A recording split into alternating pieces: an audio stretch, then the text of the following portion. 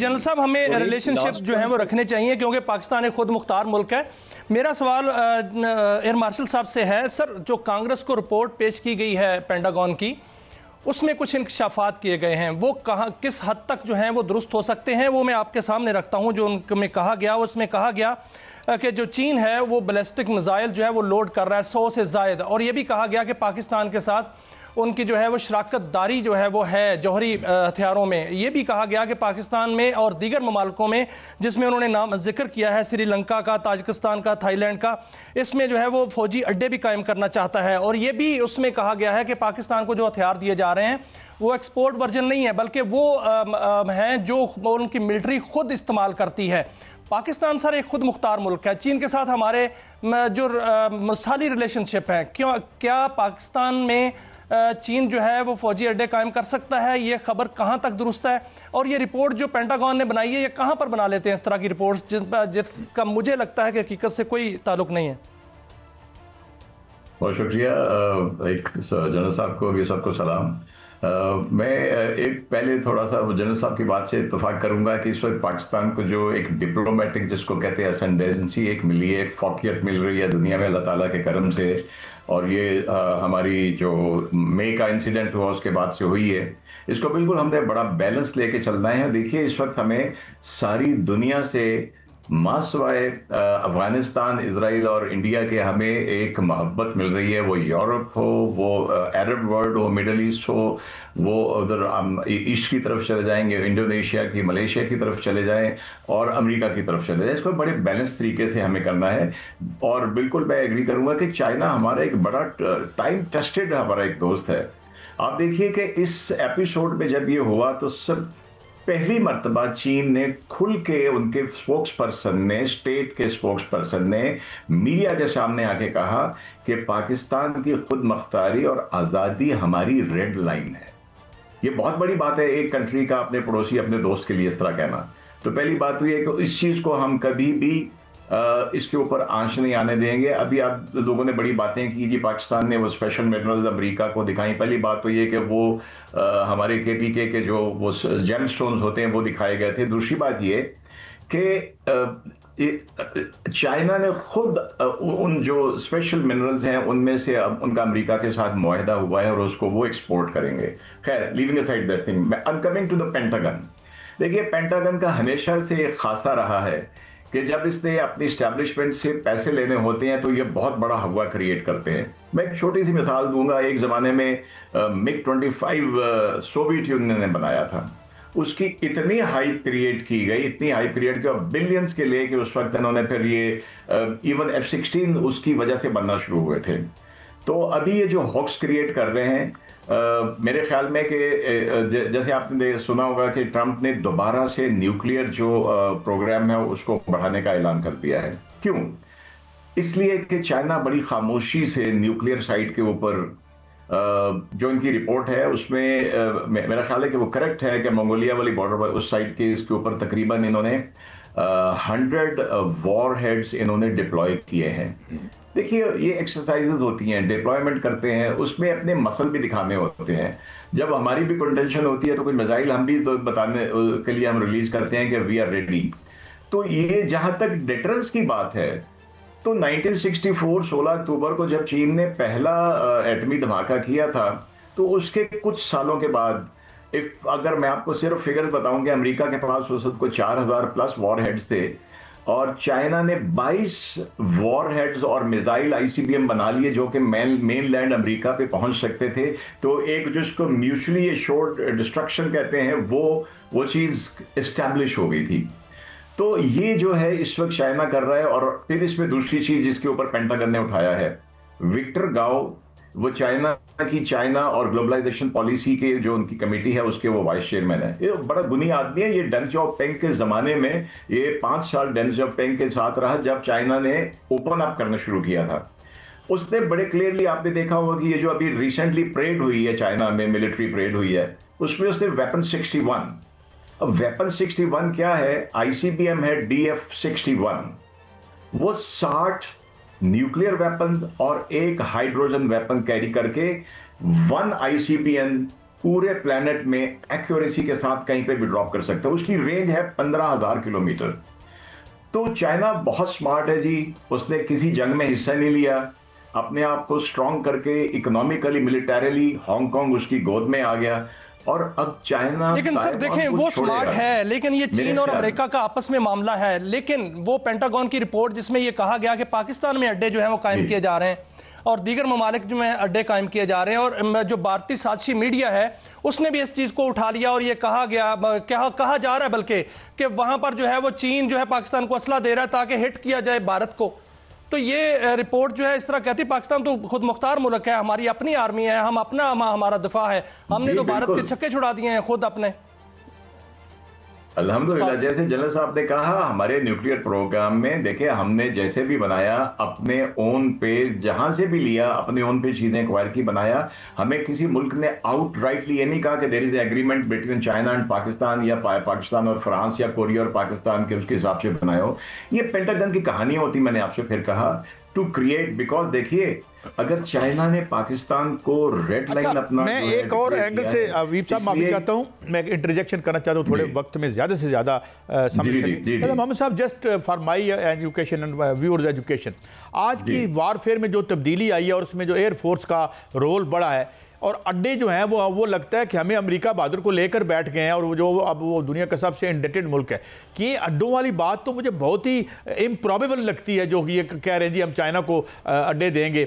हमने किसी को भी नहीं, कुछ था थोड़ा बहुत हमने अफगान वार के दौरान जो भी हुआ, क्या अड्डों की वाकई आज के वारफेयर में ज़रूरत रह गई? जिस तरह अभी एयर मार्शल साहब कह रहे हैं कि जनाब वो एक जहाज ही काफ़ी है इस पूरे ग्लोब को एक्सप्लोर करने के लिए, या do you think that still these the presence at various points on this globe is important may be for their economic interest? General साहब जी अस्सलाम जी, अगेन जी, पहली बात तो ये कि यहीं से शुरू करते हैं जो आपने बात की थी।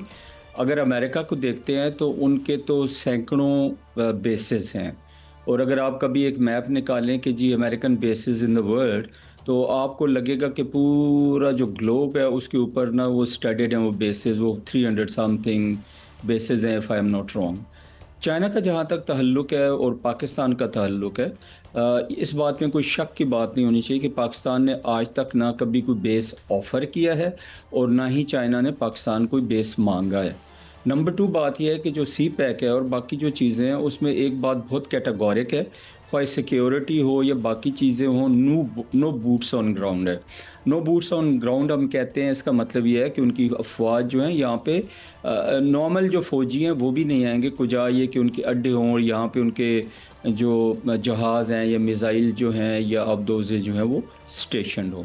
ये सारी की सारी बातें जो हैं वो एक हाइप क्रिएट करने के लिए की जा रही हैं। बेसिक एम ये है कि चाइना को डिमोनाइज़ किया जाए, बदनाम किया जाए और ये कहा जाए जी कि चाइना जो है मिलिट्री मसल फ्लेक्सिंग जो है वो कर रहा है। जहाँ तक चाइना का ताल्लुक़ है, एयर मार्शल साहब भी अभी फरमा रहे थे और मैं फिर कहूँगा कि चाइना जो है वो आज तक किसी जंग में इन्वॉल्व नहीं हुआ, और ये बहुत बड़ी ख्वाहिश है वेस्ट की और अमेरिका की कि किसी तरह उनको किसी भी खित्ते में जंग में इन्वॉल्व कर लिया जाए, क्योंकि that is the only way कि अगर उनको जंग में इन्वॉल्व कर लिया तो शायद उनकी जो प्रोग्रेशन हो रही है अभी टूवर्ड्स द टॉप स्लॉट तो वो और ज़्यादा स्लो हो जाए। हाउएवर मैं नहीं देखता हूँ कि पाकिस्तान कभी भी उनको अड्डे देगा या पाकिस्तान और चाइना मिलके कोई जंग लड़ेंगे। हाँ, जो बात हुई कि जी चाइना पाकिस्तान को वेपन्स देगा, इक्विपमेंट देगा, जहाज़ देगा, लेटेस्ट टेक्नोलॉजी देगा, तो वहाँ पे बिल्कुल सही बात है।